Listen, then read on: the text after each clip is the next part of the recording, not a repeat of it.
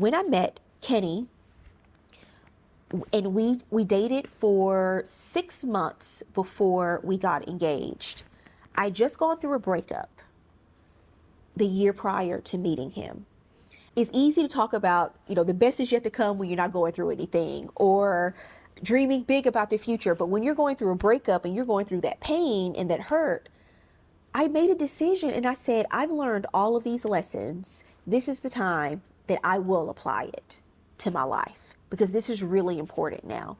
And so I took out a sheet of paper and I just wrote down what I wanted to see happen in my love life within the next year. I was always really good about doing that in my career, but I've never really done it in my personal life. So I took out a sheet of paper and I said, within the next year, I'm going to meet my husband. And I wrote about the things that I would be attracted to in him, what kind of person he would be. And I took that sheet of paper and I put it in my nightstand and I looked at it every day. Now, I wasn't out, walking the streets every day looking for and saying, is that him? I wasn't doing that. But I expected that would happen. And the second thing I did is I released that prior relationship. I didn't fight for it. I didn't hang on to it. I decided I will radically accept that this relationship is coming to an end, and there's a reason for it coming to an end. I was in pain. I was hurt about it, but I wasn't going to suffer through it like I did in the past. And I said, I'm going to let this go, and I'm going to open myself up to meet my husband, the love of my life. And 6 months later, I was out taking voice lessons again. I used to sing years ago, and I was thinking, what can I do? What do I like to do? What are just some of the things that I really love doing? And I thought, I want to sing. I want to go out and take some voice lessons again. And so in the midst of doing that, I met with someone who works in music. My husband is a professional singer. I met with someone who works in music. We were just having lunch one day. I was not thinking this is the day that someone's going to introduce me to the man I marry. I was just doing the things that I loved and going through life. And I met with a music producer, and he said in that moment that he sat down with me, he knew that he wanted to introduce me to Kenny.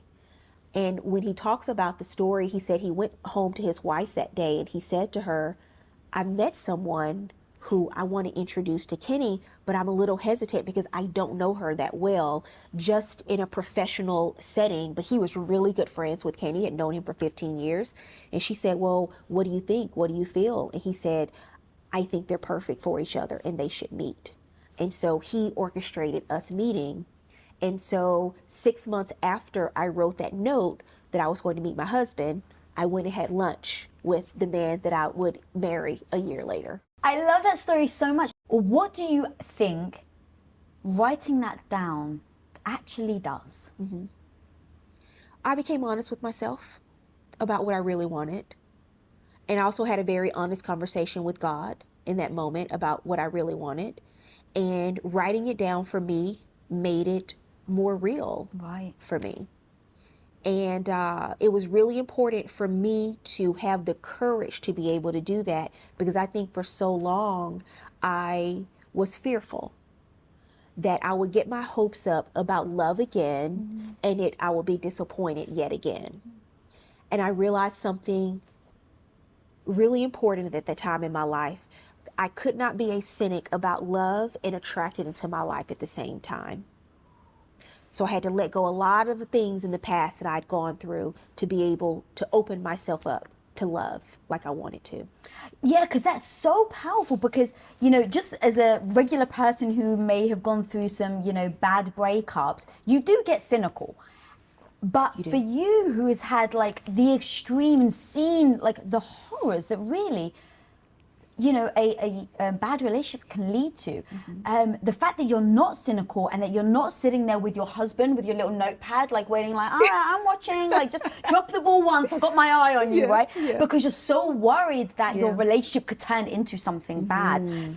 What are the things that you're actually doing in order for you to make sure that you're not cynical? Because that's the one thing. So I've been married for 20 years and about to celebrate our 20-year wedding anniversary. Congratulations. And thank you. And I have said, we've got our non-negotiables in our relationship, and we've made them very clear from day one. You can't hit me or cheat on me. Those two things, I'm out the door. There's no discussion. There's no explanation. I'm literally packing my bags and I'm out the door. We've made it very clear.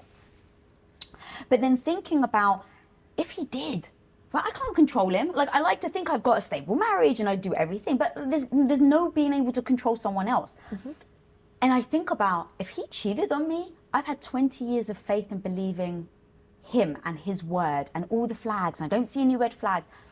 I don't know how I would believe in love again after that. And I tell him that very honestly. I'm like, I have no idea how I believe in love again, or trust love, or trust myself to be able to trust someone that says they wouldn't do it. Yes. So I can only imagine people who have been in relationships where they feel the way that I felt, and they have had someone betray them. How have you been able to stay so positive in the relationships, in love, in marriage, in respect, and all of that? How have you able to do that? What you describe is so real, because that's what happens over time when you've been through betrayal and heartbreak, and you've had the trust has been broken.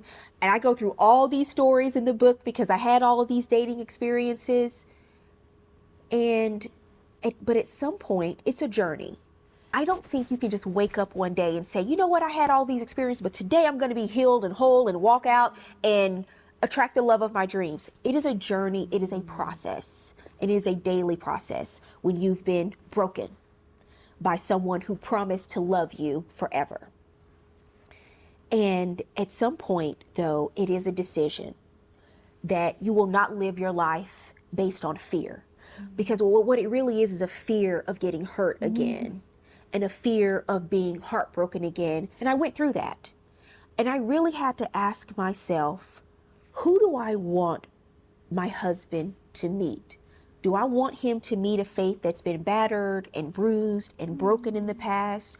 Or do I want him to meet someone who's gone through this healing journey and this healing process, still going through it, because we all are as we go through life? And I decided that I wanted him to meet the latter. The second thing is, I realized that fear wasn't serving me. What it really was doing was poisoning my perspective. And I didn't want someone new in my life to pay the price for something they had nothing to do with in my past. When you go through heartbreak and someone has betrayed you, it takes time to heal from that. So I took time in between some of my relationships to get past it, to work through it, and to do all those things. And you think in your mind at the time, I'm never going to be able to trust, I'm never going to be able to love again, because someone has broken your core, one of your core values, and that is the loyalty. But you will when you make a decision that you will do the work to work through it and get past it. You cannot control what other people do. You can only control how you respond to it. I love that so much. So when you're if people find themselves in a toxic relationship, what do you find the thing that holds people, that keeps people there? There's so many things, but I find that over time there's an element of control that has been exerted in their lives. If you look at the show that I'm doing now and the cases that we have on the show, there's a common element in theme throughout their relationships. And I think that it's a level of control. And seeing that so early on, and then people thinking that it is a form of love, unfortunately, because, oh, he cares so much, that's why he's calling me 5 times a day to see where I am. It takes strength and a lot of self-reflection and inner reflection to realize when you're in something that is not healthy for you. And a lot of times when we have friends and family who recognize things and they say things to us, it's not people who are just trying to rain on our happy parade of love. They can see things on the outside that you can't sometimes.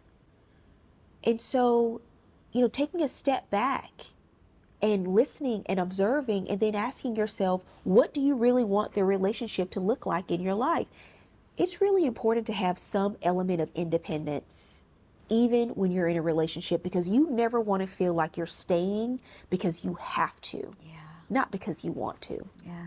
How many people do you think do that, stay because they feel like they have to, especially if you've got kids and... It's hard. It's hard. It's really challenging. I can't, when people ask me, is it time for me to get a divorce? Right. Yeah, I bet you get asked that all the time. If you're asking me that question, you already know the answer. Ah. And so I'm not going to tell you, oh yes, it's time. Absent, there are of course, some situations where I talk about get out immediately. When it's forms of abuse and I see it and you're telling me about it, absolutely. But the other decisions that you're making when relationships are growing apart and all these other things, it's a very deeply personal decision. And I have friends who have gone through divorce and it took them years to get there because of all of the other issues that they were having to grapple with, what this would really mean and how it would affect so many lives. But I will tell you, most of them tell me that it took me years to get there, but it was something that I probably should have done sooner. Yes. So how do you get people to do it sooner so they don't waste their lives? Like, what is that thing? I mean, obviously, I think it's denial, right? People don't want to admit that maybe the relationship is going the wrong way, so they stay with it, right? So it's like, there's like elements that I can understand why people stay in that relationship. But like, what is that thing of like, how do you try and help people like to eliminate those years where they knew it? I mean, literally they knew this relationship isn't going to work, but then they stay for the greater good of the kids, for the greater good of the family, for the for the good of even their partner who isn't making them happy. Do you think that it's just inevitable and they have to come to that conclusion by themselves? They really do. And it's a choice. You pay now or you pay later. Some people are not willing to pay now. So they pay later. And sometimes when the relationship issues, they come in peaks and valleys. So when the good times are good, they hang on to them. When the bad times are bad, they're hoping that they will go back to the good. But again, it goes back to, are you really committed to the same commitment, and are you working towards that commitment together? I have another friend, actually, whose wedding I went to. He was only married for a year. I went to the wedding, and I talked to him about this, and I interviewed him for my book because I wanted to know the opposite of that as well. There are people who remain in relationships far longer, and I always say there's only one thing worse than being in a bad relationship, that's overextending your stay in one. And then his story, and I interviewed him for the book because I wanted to know, what made you make the decision so early on in your marriage? And he said that what I've heard many times, people will often tell you they never wish they moved faster when they come in. No one ever comes in and says, wow, I wish we would have moved faster. They always wish that they would have taken more time and they would have gotten to know the other person more. Because he said what happened is, when they got married, he realized that there were all of these things that he had really turned a blind eye to, hoping that they would get better after the wedding, and they didn't. They got worse. And I tell people, a wedding does not change anything, maybe your last name, but it won't change anything else about someone. They will break the bank, but it doesn't break bad habits. So if someone has those bad habits prior to the wedding, nothing about being at that altar, being in a dress, being in a tux is going to change any of that. Click here now to learn the red flags you should never ignore in a partner. I'd love to talk about a couple of the signs of when the guy is just blatantly only in it for sex and we may not see the signs. Okay. So, as always, quick disclaimer, like, there's always going to be exceptions to the rule.